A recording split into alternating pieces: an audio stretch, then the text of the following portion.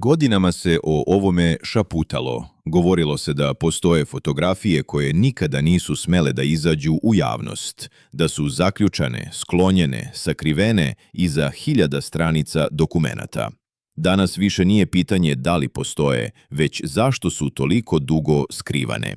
U poslednjim mesecima u javnost su dospeli ogromni setovi dokumenata povezani sa slučajem Jeffreya Epsteina.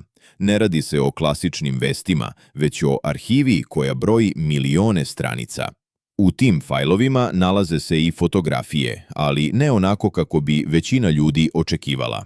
Nema otvorenih galerija, nema jasnih pregleda. Sve je upakovano u PDF dokumente, kao da je neko želeo da bude siguran da će većina ljudi odustati pre nego što dođe do suštine.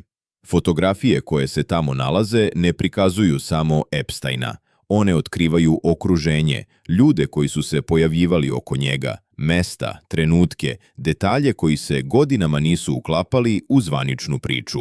Neke slike same po sebi ne izgledaju šokantno, ali kada se povežu sa prepiskama, datumima i imenima, slika postaje mnogo mračnija. Posebno uznemirava činjenica da su mnoge od ovih fotografija postojale godinama, možda i decenijama, dok se javnosti istovremeno govorilo da nema dovoljno dokaza da su ključni materijali izgubljeni ili uništeni. Sada, kada su fajlovi dostupni, postavlja se pitanje ko je imao kontrolu nad njima i zašto su baš sada pušteni. U dokumentima se pojavljuju imena ljudi iz sveta politike, diplomatije, financija i akademskih krugova, ne kao optužnice, već kao tragovi kontakata, sastanaka i bliskosti. Upravo ta siva zona je ono što najviše uznemirava, jer pokazuje koliko je Epstein bio duboko povezan sa strukturama moći, daleko iznad slike jednog izolovanog kriminalca. Zvanične institucije i dalje tvrde da ne postoje dokazi o velikoj organizovanoj mreži, ali istovremeno objavljeni materijali pokazuju nešto drugo. Sistem u kome su se vrata otvarala lako, u kome su upozorenja ignorisana i u kome je ćutanje bilo pravilo, a ne izuzetak. Fotografije iz ovih fajlova danas može da vidi svako ko ima strpljenja da kopa. I možda je upravo u tome poenta. Istina nije sakrivena zato što je nema, već zato što je zatrpana papirima, skeniranim stranicama i hiljadama dosadnih dokumenata kroz koje malo ko želi da prođe. Ali kada se jednom krene tim putem, nema povratka. Svaka slika otvara novo pitanje. Svaki dokument ruši deo priče koju smo godinama slušali. Najveća misterija više nije ko je bio Jeffrey Epstein. Najveća misterija je ko je sve znao, a odlučio da ćuti. I upravo tu počinju spekulacije koje danas kruže širom sveta, jer kada se jednom otvori pitanje ko je sve bio u Epsteinovom krugu, granice više ne postoje. Više se ne govori samo o Americi, o ostrvima i privatnim avionima, već o međunarodnoj mreži kontakata koja se protezala kroz više kontinenata. U tim raspravama sve češće se pominje i Balkan, ne kroz konkretne optužbe, već kroz pitanja ko je dolazio, prolazio. Ko je bio deo društva koje se kretalo između diplomatskih prijema, finansijskih foruma i privatnih večera, daleko od očiju javnosti. Imena se ne pojavljuju direktno u naslovima, ali se pojavljuju u fusnotama, u beleškama, u starim spiskovima gostiju i kontaktima koji su nekada delovali bezazleno. Posebno intrigira činjenica da su pojedine osobe sa Balkana u to vreme imale snažne veze sa zapadnim finansijskim i političkim krugovima. Ljudi koji su se predstavljali kao reformatori, posrednici, akademici ili savjetnici. U zvaničnim dokumentima nema reči o krivici, ali postoji obrazac bliskosti koji izaziva nelagodu. Telefonski brojevi, adrese, preporuke, zajednički sastanci. I tu dolazimo do najopasnijeg dela cele priče, jer Epsteinov svet nije funkcionisao na osnovu papira i ugovora, već na osnovu usluga, poznanstava i tišine. Upravo zato je danas gotovo nemoguće povući jasnu liniju između onih koji su znali i onih koji su samo prolazili kroz isti krug ljudi. Ta nejasnoća štiti mnoge. Na Balkanu se godinama verovalo da su ovakve afere nešto što se dešava tamo negde, daleko, u Americi ili zapadnoj Evropi.